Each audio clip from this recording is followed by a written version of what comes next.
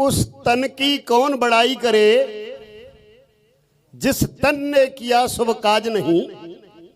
वो नारी निंदा योग्य सदा, जिस नारी के नैनों में लाज नहीं। वो पूत कपूत कहाता है, जिसको निज वंश की लाज नहीं। वहां धर्म की रक्षा कौन करे, जहां कायम आर्य। जो तीर निशाने पे न लगे, वो पक्का तीरंदाज नहीं। और संगीत कोई क्या गाए वहां, जहां मिले हुए स्वर साज नहीं। समझो उस देश को नरक सदा, जिस देश में राज्य स्वराज्य नहीं। वहां धर्म की रक्षा कौन करे, जहां कायम आर्य समाज नहीं। कोई भी परिवार हो, समाज हो, राष्ट्र हो, बिना सच्चाई के, बिना मानवता के, बिना वेद विद्या के उसकी रक्षा हो नहीं सकती। तो मंच पर उपस्थित आज की सभा की अध्यक्षता कर रहे सम्मानीय ओम प्रकाश जी आर्य, आदरणीय बलवीर सिंह जी आर्य, जिन्होंने बहुत अच्छा संचालन बहुत जगह किया है, मैं देख लेता हूं, और बड़ी ही विद्वता के साथ करते। और यहाँ के मंत्री जी साहब सिंह आर्य जी, अध्यक्ष रणवीर सिंह जी, कौकेरा के प्रधान जी, एवं मेरे बहुत ही आदरणीय सम्माननीय सामने विराजमान पंडित विपिन बिहारी आर्य जी, जिन्होंने अपने कंधों पर इस जिले का बहुत आर्य समाज का भार ग्रहण किए हुए हैं और बड़ा निष्ठा से निभा रहे हैं। उनका मैं हृदय से बहुत बहुत सम्मान करता हूं। और आप सभी का जो यहाँ आर्य समाज के उत्सव में पधारे हैं, उन सभी का हृदय से बहुत बहुत आदर, सम्मान, अभिनंदन, स्वागत करता हूं और सबको सादर नमस्ते ही बोलता हूं। यहाँ जो आर्य समाज का शौक का जो प्रोग्राम है, यहाँ के जो पदाधिकारी हैं आर्य समाज के, वो हैं, उन लोगों ने बड़े मनोयोग से, कर्मठता से और काफ़ी बाधाओं को झेलते हुए ये प्रोग्राम स्थापित किया। इसके लिए बहुत महान धन्यवाद के नहीं, बहुत आदर के पात्र हैं।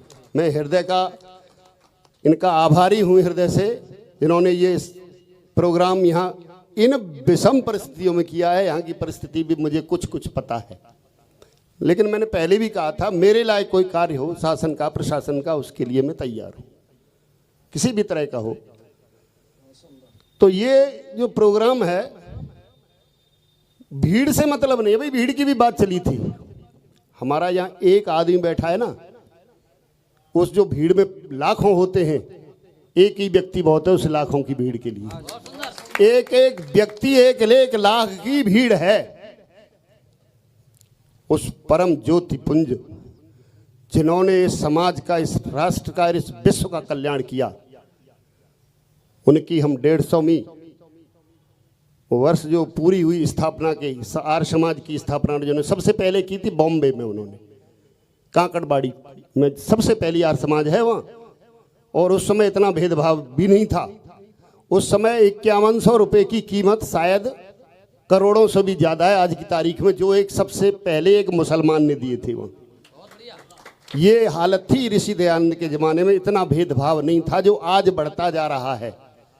और इसके लिए सारे वे लोग जिम्मेदार हैं जो वेदों के विरुद्ध कार्य कर रहे हैं, जो वेदों के विरुद्ध आचरण कर रहे हैं, जो वेदों के विरुद्ध मंचों से कथाएं याद कर रहे हैं, वो इसके लिए बहुत ज़्यादा जिम्मेदार हैं। हम गंभीरता से सोचें।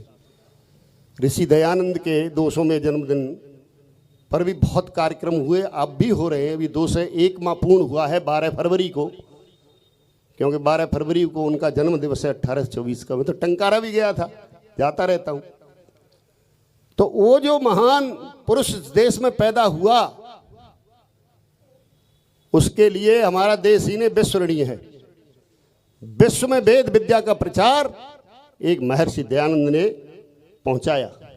जो वेद विद्या महाभारत से हजारों वर्ष पहले से लुप्त होने के कंगार पे आ रही थी, महाभारत युद्ध के हुआ हजारों वर्ष पहले आलस्य और निकम्मापन आया था, वो महाराजा शांतनु से प्रारंभ हुआ। यहाँ समय इतना नहीं है, मैं बहुत संक्षेप बता रहा हूँ, आप विद्वान पुरुष हो। शांतनु से इस देश का विनाश प्रारंभ हुआ।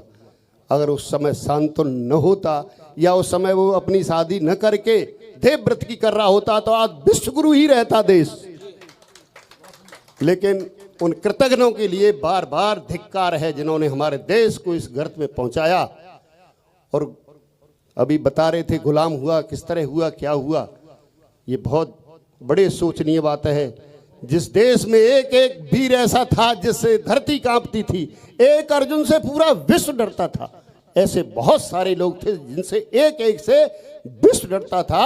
और वो पूरा का पूरा देश 800 साल गुलाम रहा।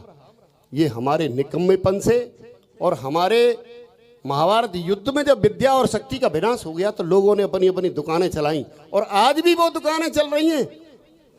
जबकि वेद विद्या जो है, जो हमारी रामकृष्ण की परंपरा है, और मैं सच्चे अर्थ में आपको बता दूं, आप हृदय से स्वीकार करिए, इस सारी पृथ्वी पर देश को छोड़िए रामकृष्ण को मानने वाला केवल आर्य समाज है। बाकी उनका एक उपहास उड़ाने वाला है। बीड़ी पी के राम राम सा, शराब पी के राम राम सा, नाम लेते जाओ कितने ही अनख हो, आलस हो, दुष्कर्म करिए। दुष्कर्म तो तुम्हारे गंगा में दूर हो ही जाएंगे। इन्होंने ठेका ले लिया कि गंगा में नहाओ और पाप दूर हो जाएंगे। ये भी कहा नाम लेने से ही दूर हो जाते हैं। शरीर तो पवित्र हो सकता है, गंगा का वास्तव में जल सर्वश्रेष्ठ है, कभी खराब नहीं होता और नदियों का खराब हो जाएगा। इसलिए गंगा की महती मान्यता है जहाँ ऋषियों ने तप किए। लेकिन ये बताइए उस मन को कैसे साफ करोगे जो मन के अंदर मैल है। शरीर का मैल तो धुल जाएगा गंगा जल से, जो मन के अंदर मलिनता है उसे आप दूर कैसे करोगे हैं? जब मन सत्य का संकल्प ही नहीं कर रहा है, सत्य बातों को स्वीकार ही नहीं कर रहा है, सुन भी नहीं रहा है, सही बातों के प्रति मुख भी मोड़ रहा है, पूर्वाग्रह इतना भरा हुआ है छकाछक कि वो सत्य को स्वीकार करने के लिए तैयार नहीं है, ये देश का दुर्भाग्य है। लेकिन फिर भी आर्य समाज का हमेशा ये प्रयास रहता है कि हम अपने परिवार और राष्ट्र के लिए हमेशा समर्पित रहें, जिससे वेद विद्या का प्रचार हो। इसके अलावा धरती पर और कोई रास्ता है नहीं।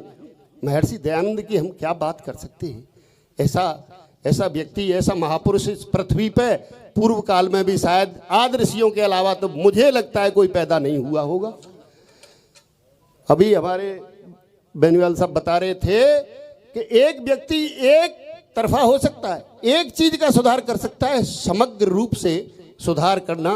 रामकृष्ण ने भी एक मर्यादा का पालन करते हुए रावण तक पहुंचा, रावण वध किया, समाज में नहीं किया। समाज को तो उन्होंने बांध के रखा, मर्यादाओं में रखा। लेकिन महर्षि दयानंद को देखिए, अब ये नारी जाति हमारी बैठी है, नारी को बाहर निकलने का अधिकार नहीं था। आज भी कुछ दुराचारी कहते हैं कि स्त्री को गायत्री मंत्र पढ़ने का अधिकार नहीं है। उनको ये सुनती हैं, उन्हीं को ज्यादा सुनती हैं। अनुरुद्धाचार्य भी कह रहे थे एक दिन, ये गायत्री मंत्र बोलने का अधिकार नहीं है। उस दुष्ट को पता ही नहीं मैं क्या कह रहा हूं, क्योंकि वो वेद विद्या के विरुद्ध है, इसलिए उसे नहीं पता है। दोष उसका नहीं है, उसे संपर्क, उसे मार्गदर्शक भी उसी टाइप के मिले हैं और धंधे की दुकान है। इसलिए हम सब लोग विवेक से कार्य लें। विवेक से कार्य नहीं लेंगे तो हमारी बुद्धि निर्णय क्या करेगी? जब हमारा विवेक ही नहीं जागृत नहीं है, हमारी सोच जागृत नहीं है, भाई मन हमारा संकल्प भी नहीं कर रहा है, मन ही तो सत्य का संकल्प करेगा। जब ही तो सत्य मार्ग पर हमारी बुद्धि निर्णय लेगी, क्योंकि मन को केवल सत्य की संकल्प से ही शुद्ध किया जा सकता है, धरती पर और कोई रास्ता नहीं है। और बुद्धि ज्ञान से निर्णय लेगी, उससे पवित्र होगी, और कोई रास्ता नहीं है। तो महर्षि दयानंद ने क्या क्या किया, बताना क्या, आप सब लोग जानते हैं। हमारे देश की गऊ की क्या हालत थी? गऊ खाते थे ईसाई, मुसलमान, गऊ खत्म होती जा रही थी। बिरजानंद के लिए धन्यवाद है, उनके लिए बहुत नमन है, आदर के साथ, जिन्होंने ऐसा व्रत लिया महर्षि दयानंद से कि देश के लिए समर्पित हो जा। अगर वो ऐसा नहीं लेते तो दयानंद इस क्षेत्र में नहीं आते, वो कहीं मोक्ष को प्राप्त कर गए होते। बहुत बढ़िया। उन्होंने जीवन मांगा कि जी इसमें जीवन जा सकता है तेरा, क्योंकि देखिए देश गुलाम भी है, गुलामी को किस तरह उन्होंने आज़ाद कराया। गऊ की करुणा कैसी सुनी, गऊ करुणा नदी एक महान ग्रंथ दयानंद का है, पढ़ते नहीं हम लोग। गऊ गऊ मारी मारी फिरती है, क्यों फिरती है? क्योंकि हम लोग वेद विद्या से दूर हैं, नहीं एक गऊ मारी नहीं फिरे। गऊ के अनंत उपकार हैं, उनको हम जान नहीं सकते, जानने की कोशिश भी नहीं करते। नारी जाति गऊ की, हमारी भाषा अंग्रेजी और फारसी ये सब थोपती जा रहे थे हमारे ऊपर, केवल एक दयानंद ही व्यक्ति था, नहीं देश हमारा तो भाषा हमारी होगी। धुआंधार संस्कृत बोलने वाला व्यक्ति, उन्होंने हिंदी में सत्यार्थ प्रकाश से लिखा है, जिसको पूरा देश पूरा विश्व पढ़ सकता है और अपना कल्याण कर सकता है। और पूर्वाग्रह को छोड़ के, मेरा ये दावा है, पूर्वाग्रह को जिन ग्रहों से ग्रस्त हो उनको छोड़ के आप इसको पढ़ लो, जीवन सुधर जाएगा, मानव मानव बन जाएगा। वेद कहता है ना मनोर्भव, तो मैं कहता हूं सत्यार्थ प्रकाश पढ़, मनोर्भव सिद्ध हो जाएगा। और हम मनुष्य का जन्म लेके मनुष्य नहीं बने तो परमेश्वर ने फिर हमें किस लिए भेजा, हमें ये पता नहीं लगेगी। तो महर्षि दयानंद ने हमारी भाषा को बचाया। मैंने अभी नमस्ते किया, सारा विश्व में नमस्ते का प्रचार महर्षि दयानंद की देन है। हम लोग विदेश जाते हैं, जहाजों पे लोग नमस्ते करते हैं खड़े होके, हमें पता नहीं है, इसलिए दयानंद की बहुत लोग बुराई भी करते, आर्य समाज की बुराई करते। मैं कहता हूँ आर्य समाज के अलावा धरती पे कोई धर्म संस्था नहीं है, इसके अलावा जितनी भी संस्थाएं सब अधार्मिक हैं, लेकिन लोग उनमें ग्रस्त इसलिए हैं कि भाई इधर तो हजारों आदमी, तुम्हारे यहाँ कौन नहीं आता है। अरे एक आदमी को तो तू देख, एक के सामने ही पूरा देश विरुद्ध हो जा, क्या कर ले। एक महर्षि दयानंद का क्या बिगाड़ा किसी ने, जहर दे दिया तो अमर हो गया, मरा नहीं दयानंद। जहर को पी के महर्षि दयानंद अमर हो गए और अपनी सारी विद्या को छोड़ के गए, जिनकी बदौलत मैं महर्षि दयानंद का ऋणी हूँ, इसीलिए आज यहाँ बैठा हूँ। अगर वो नहीं होते यहाँ नहीं बैठा होता, नहीं तो ईसाई होता या मुसलमान होता ही होता, देश आजाद नहीं होता, बैंक हमारे देसी नहीं होते। बैंक बचाने का काम केवल महर्षि दयानंद ने किया। सबसे पहला बैंक पंजाब नेशनल बैंक, आप विचार करिए कितने काम किए, हर बिंदु को उन्होंने अपनी जिंदगी में छुआ, और छुआ ही नहीं, उसको असली जामा पहनाने का काम किया। अंग्रेजों ने मारने के भरसक प्रयत्न किए थे, और अंग्रेज नहीं होते तो वो मारे भी नहीं जाते। लक्ष्मण दास जो वैद्य थे वो सही करता ला रहे थे दयानंद जी को, लेकिन उनको छुट्टी दे दी गई, तुम जाओ घर पे, यहाँ हम देख लेंगे। तो जहरीले इंजेक्शन लगवाए डेली अंग्रेजों ने। और क्या कहते हैं महर्षि दयानंद को, बागी फकीर। क्यों?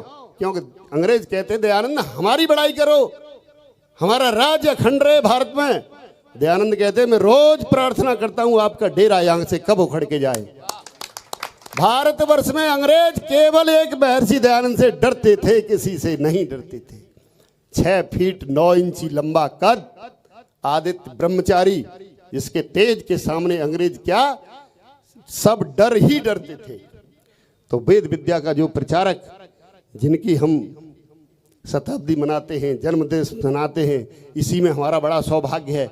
इसलिए समय तो नहीं है, मैं यह प्रार्थना करूंगा सबसे, महर्षि दयानंद को पढ़ें। नहीं है तो ये मोबाइल खोल लें, 8447200200 200वीं जन्म दिवस उनका मना है, तो पीछे 200 84 47 200 निकाल लीजिए, उसमें नेट पे खोल लीजिए, सारा विवरण आ जाएगा। लेकिन सही मार्ग पे आना तो पड़ेगा, इसके अलावा कोई रास्ता है नहीं। इसके लिए मैं चाल, और देखिए जहां भी आप गुण देखें, सद्गुण देखें, वहां उनको धारण कर लो। अगर दुर्गुण ही कहीं देखने हैं तो अपने अंदर देखो।